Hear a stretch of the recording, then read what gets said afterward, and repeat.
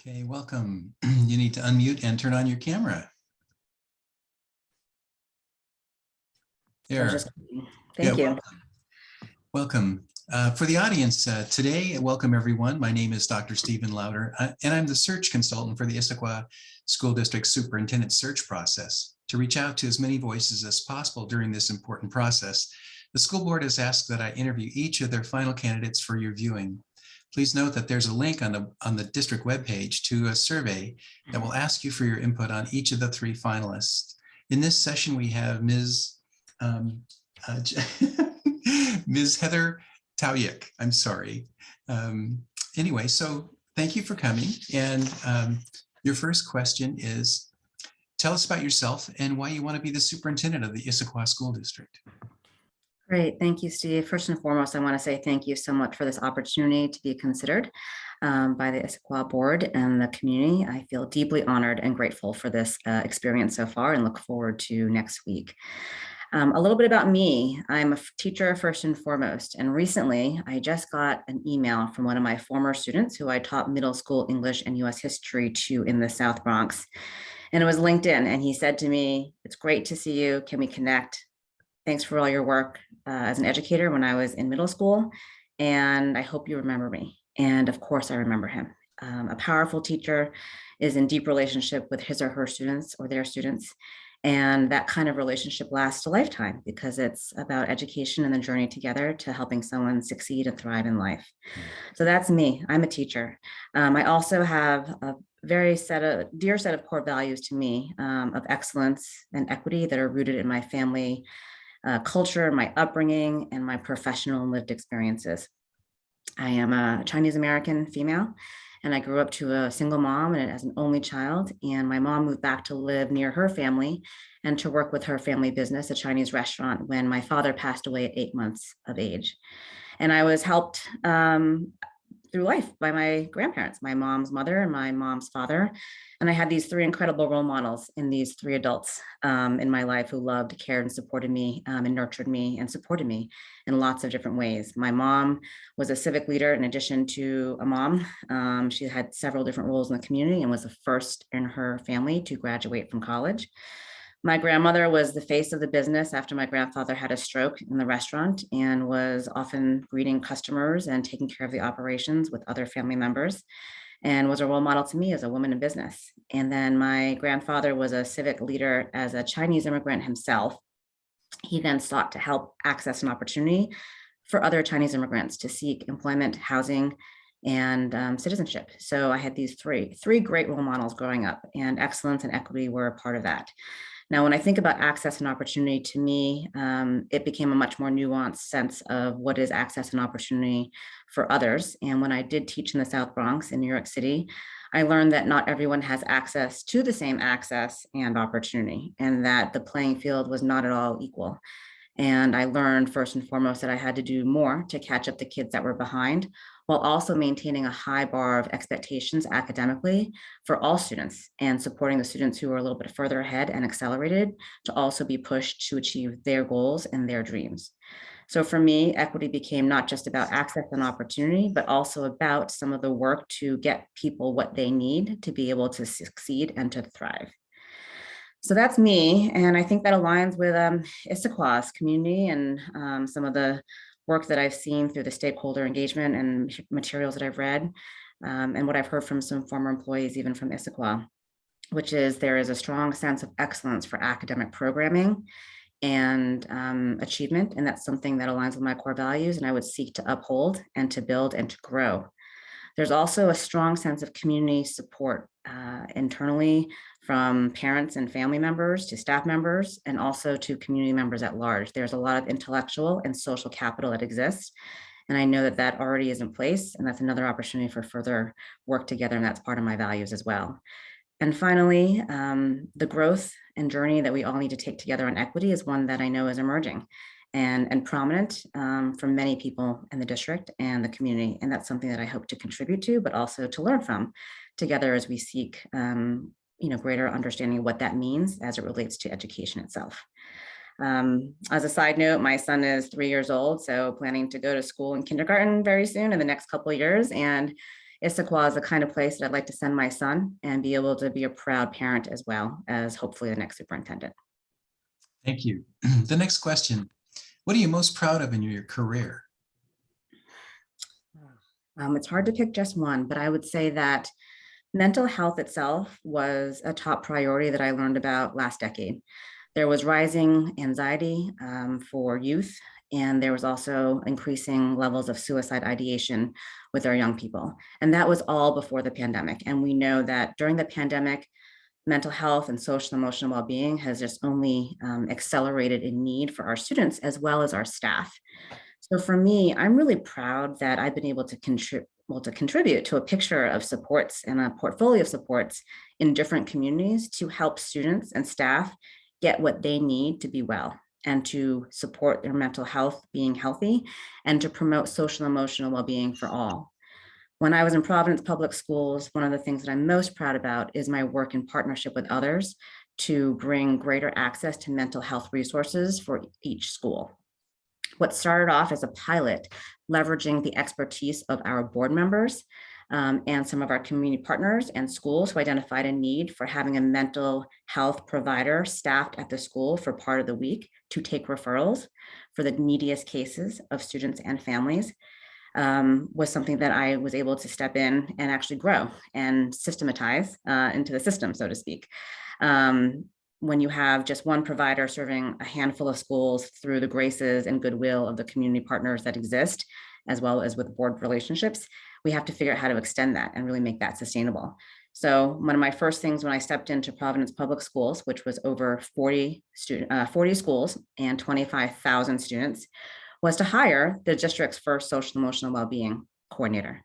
And in partnership together, and she was a lead psychologist, and this was her area of expertise. And she said, Heather, I have a vision and you just need to help me make it happen. I said, no problem, let's run at it together.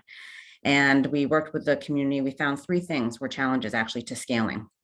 One was that provider that we worked with for those handful of schools didn't have capacity to work with every single school.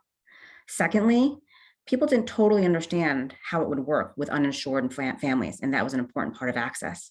And finally, our union potentially thought that this would be a supplanting issue versus, and we didn't want to run into any issues with our staffing models and our union membership. So the way we had to handle that was just tackling each issue one by one. And so first and foremost, we realized, well, we got to figure out how to get more providers at the table. So we figured out a way to set and establish a vision for the work, some parameters for the work, and we invited as many stakeholders and community health service providers to come on board. And we had a portfolio of supports that ultimately over several years met every school, and we had a mental health community partner at every single school part-time. Secondly, we created an ecosystem within that portfolio of learning, not competition. So just because one provider worked at one school and another worked at another school, some providers could not take uninsured patients. So we had a referral system within our portfolio of supports so that those who were uninsured could get what they needed. And we could make sure there was a seamless handoff and delivery. So instead of it being attached to one school, it was all of Providence Public Schools. And finally, we met with the union and we talked about how, gosh, this was not about supplanting or taking away the work of our current social workers, counselors, and psychologists. In fact, it was there to help them. And it was to help them and provide additional support for our neediest families who needed referrals to outside agencies and services to get help and to be well. So that's something I'm really proud of. Thank you. As a district leader, how do you manage change and work to get staff and community behind this change? So change requires all voices, number one. And all voices need to have a shared understanding of the why. Why is change needed? And this is the work that we do every single day. I know that during the pandemic, everyone was saying change is the new constant, new guidance coming out. I think the health release guidance is on number 8 version in Washington State. And but all stakeholders need to be at the table for why is change needed, and we have to have a shared understanding. That's really foundational, and we need to communicate that over and over again. The second part of change is around the how. So the process. And so are we in conversation with others about what that process to change should and could look like, so that we're taking into account the very diverse needs and perspectives. And finally, the third part of change is partnership and all voices involved with the what. What are the solutions? How can we co-create those solutions together, leveraging expertise of the community, of research, of best practices, and also where users are already going in what direction, and how do we just leverage what's working and build upon that. So one area that I've been able to do that has been with summer learning and expanding opportunities for summer learning. And the example here is from Providence Public Schools. Again, 45,000 students, over 40 schools. Majority of our students identify as students of color, and very high poverty rates. And so expanded learning and summer learning is a critical opportunity to prevent against summer learning loss. And we wanted to create more seats. So number one, we had to get more funding to create seats. We partnered with the mayor's office, and that's another key voice. The mayor's office had a particular interest in the well-being of all students, and also had additional resources to leverage through parks and recreation and other summer programming and employment for youth. So we created and contributed to part of the portfolio of summer learning and play for the city of Providence. And we got equal funding by the mayor's office to increase our seats and to actually double the number of seats over the course of 3 years. The second area where we brought in all voices was to leverage the expertise through a community-based summer learning task force. And how do we actually leverage what people are doing? It was community partners. Different community partners have different programs in the summer, and they wanted to offer that to Providence Public Schools. So how do we take that all and bring it together and find out what's working? How can we serve more kids through our network of community providers? And finally, what we also had to do was think about some of the key values that we wanted to be true in summer learning, so that it tied to our year-round learning programs. And there are several aspects of that. It had to be fun and engaging. You want to make sure that kids want to go to school in 90 degrees in July in humidity in New England. And you also want to make sure that their well-being is taken care of. So we had to have social and emotional well-being elements at play. And we also wanted to make sure our students saw themselves in the learning. So there had to be culturally responsive and representative text and materials and activities. So those are some of the guidelines we put forward. And we created a portfolio of summer learning opportunities in partnership with the mayor's office, in partnership with our community providers. And we had some really great opportunities, and we more than doubled the number of seats and access and opportunity in the course of 3 years. Thank you. Our district has developed a more culturally competent environment over the past several years. Describe your experience in leading equity work, and please provide any examples of your work surrounding educational equity that has led to improved student outcomes. Right. This is a question that I was really looking forward to speaking more about, as equity is part of my ingrained experiences I shared in my opening. And for me, I'm on that journey myself. Through each new professional learning experience I have, I learn more about myself. I identify as Chinese American and as a female. And for me, that has led to lots of different lived experiences, noticings and wonderings, and a voracious appetite for reading and learning from others about different experiences and about my own ethnic background history in this country, in the United States. So for me, it's a journey, and I invite others to come on that journey with me. If we're not all together learning, then we're potentially missing really core opportunities to work together to provide greater access through an equitable lens for all of our students and for all of our families. We need that for a healthy community. We need everyone to be doing well. So one way that I have been doing that actually in Mukilteo has been through looking at our student demographics and our staff demographics. Our staff demographics are over 80% white. So our staff represent that demographic pretty disproportionately towards more than a majority. And our student demographics don't represent that at all. Only 30% of our student population identifies as white. The next big population are Latino and then Asian, and that represents about 45% of the student population.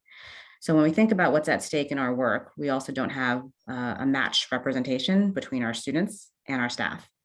And that's important for people being able to see themselves, for students to be able to see themselves in the teachers and support staff across the district. So one way I've been handling that in Mukilteo has been working to provide deeper level training on how to reduce bias in the hiring process. And one of the ways that we know that you can reduce bias is to understand what bias is and to recognize that we all have it. I have it myself, and that's just part of who we are. It's part of human nature. And there's no way to eliminate it 100%, but there is a way to reduce it significantly, which would, in the hiring process, hopefully yield to greater representation of people from more diverse backgrounds, and the more diverse backgrounds that represent student demographics.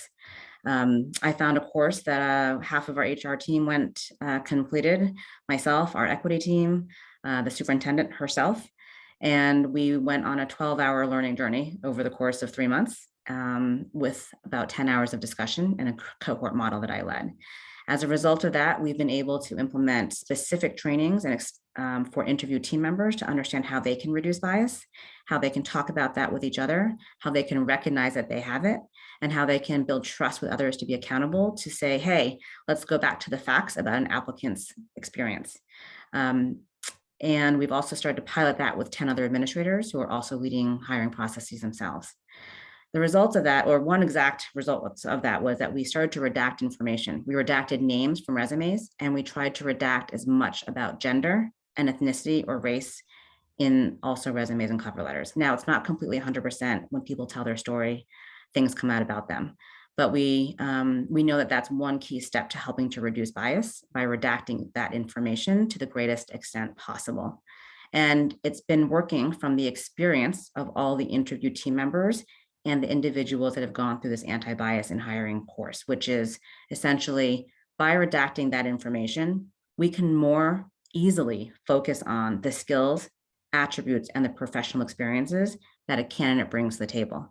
And that's one of the first steps to trying to reduce bias in the hiring process. So it's something that will hopefully impact students in the future. And when I think about the equity journey, we're learning together, and we have to take intentional steps to be able to put that into practice. Thank you. What is effective communication, and how have you implemented it in the past? So for me, effective communication is, it means three things. It means getting out information to people in a system that's proactive, not reactive. The second, and it's information they need, not just random information, but information people need.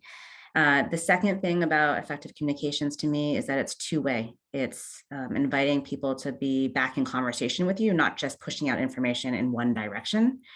And then the final aspect of effective communications to me is being responsive and having strong follow-up. Once you put out questions for people or information and you invite feedback back or discourse back, you have to do something with it. So to me, those are the three important ways that communications can be effective: proactive communication, two-way communication, and being responsive and having strong follow-up. Two examples I have about that apply to both with families and then in my Providence Public Schools work, and then also internal communications.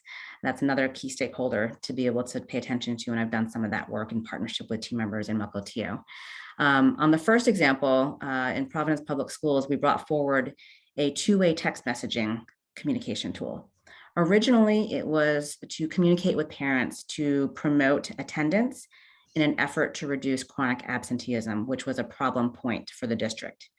However, what we found in our work to look for that kind of support, what we found was an effort that was about just effective parent communication, which was supposed to be about proactivity and ease of communications and allowing for families to communicate back with us. Now, we found two barriers. One barrier was that we had a system-wide communication platform already. And literally, they had a text messaging feature that we could add on for a very low cost. However, that text messaging feature was one way, and it was only district level. Meanwhile, schools were clamoring for more support for how to customize their own communications to their families and their community. Now, we found a second barrier, which was people were concerned that families would have, not respond over text message, and that teachers or schools would then have to have different phone numbers and text and cell phones to be able to use to respond to families. So we actually were able to eliminate both of those challenge points. And we said, hey, this is low cost, but it actually puts the communication in the hands of teachers and schools. And they can actually be the ones to customize their message and also be in conversation with their families. We can also do it at a district level if we need to. but it's most important that our schools are able to use the tools available to effectively communicate and customize that with their families. We then eliminated the other barrier of thinking about, well, how do you have to, do you have to have a second device, a second cell phone to protect cell phone numbers for teachers and staff at school sites? And the solution that we had actually just created a different kind of phone number that people could go into in an app. And so while the family was able to experience a communication in a text message, they were then able to respond, and a principal or a teacher or a school counselor would receive that message back to an app, and they could respond without having to use their own phone number. And by the way, it was translated in over 40 languages. So the text message would automatically be translated from English to the language that was preferred by the family. On the internal communications front, it's very important. I don't want to leave that part out. We found a need during COVID to get out information more quickly and more consistently. And we actually found some additional benefits that all people in the system needed. So all of our administrators are now getting a weekly leadership news, which has basic updates from all departments, but also key deadlines about what's happening and key updates for guidance for how to handle the pandemic and COVID-19 operations. So we publish this leadership news weekly. In many places, I've done mostly a principal newsletter, but we found that our support teams at the administrative levels in the district office needed that same information at the same time.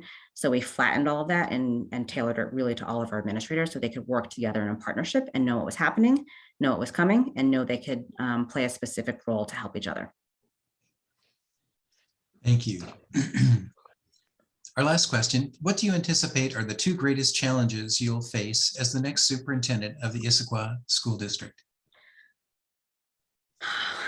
I think all districts are facing a lot of challenges right now, and I'm excited to tackle them together with Issaquah. But as I've read through the stakeholder reports and done my research on the Issaquah community, the number one thing in my mind is really about supporting all students being able to achieve and continuing to keep that bar high for academic and program excellence, as well as helping students catch up who have missed learning over the past 2 years.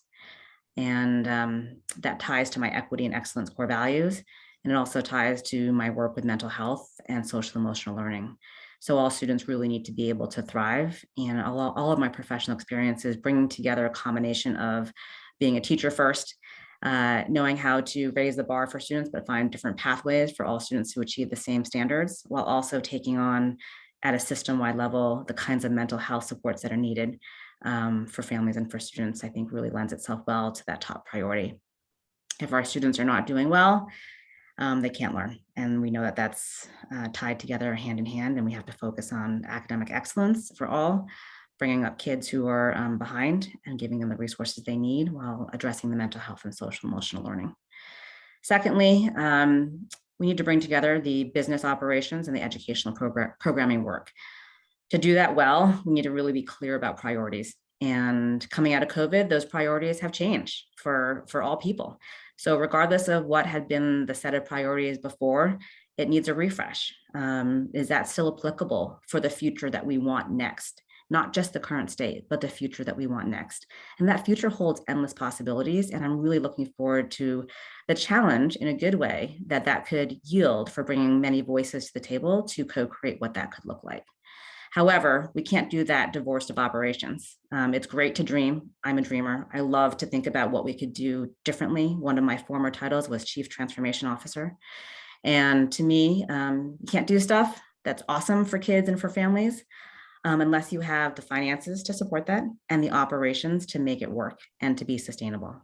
So I'm a business leader in education, or you could say I'm an education leader who has a background in business. And bringing those two parts of the work together is mission critical. Now, I understand that finances is a top priority, and it has been for many people across this country, or many districts across this country, due to enrollment and many other factors. So once we have a clear sense of what the priorities are, we have to tie back the finances to those priorities and make sure we're taking a look deeply at whether or not those investments and that resource allocation, both people, time, and hard dollars, are allocated and aligned to what those priorities are, and that they're aligned to programs and activities that work. So it's not just priorities without knowing what the impact is, but it's both a combination of what are the priorities and are those priorities and programs working for kids? And that would be a continuous learning adventure. I wouldn't say that only concludes at the very beginning of one cycle of a fiscal year or the end of a fiscal year, but every year we have to take a hard look at that and be really focused and intentional with all of our resources. So for me, make sure all kids are doing well and all kids are getting what they need based on what they need, and then looking at making sure we have the resources to support that. And my background in business education, I've got a track record of success across many different large school districts in multiple types of roles and in nonprofits. And I would love the opportunity to be able to serve and work with the Issaquah community to address those challenges. Thank you, Ms. Heather Tow-Yick. I apologize for blanking on your name earlier. My daughter's name is Heather, so I shouldn't forget. Thank all right, you thank again. you. Wonderful. Thanks To for the our opportunity. audience, I want to thank you for your participation in this important process. Please remember to view all 3 finalists and fill out the survey asking for the strengths and weaknesses of each candidate. Thank you. And again, Ms. Tow-Yick, thank you so much for your time.